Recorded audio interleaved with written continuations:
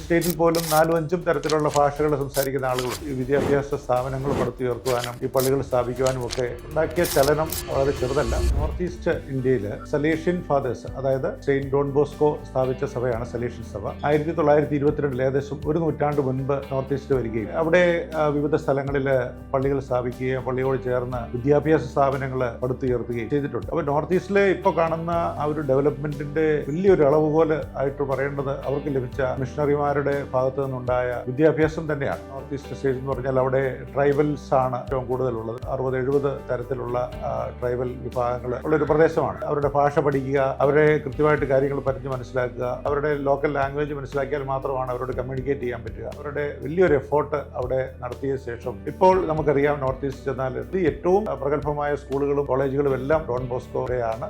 നമ്മൾ ചിന്തിക്കുമ്പോൾ ഈ വിദ്യാഭ്യാസ സ്ഥാപനങ്ങൾ പടുത്തുയർത്തുവാനും ഈ പള്ളികൾ സ്ഥാപിക്കുവാനും ഒക്കെ ഉണ്ടാക്കിയ ചലനം വളരെ ചെറുതല്ല. ആകെയുള്ള ഒരു അപ്ലിഫ്റ്റ്മെന്റിന് അത് ഇടയാക്കിയിട്ടുണ്ട് എന്ന് തന്നെ എനിക്ക് പറയാം.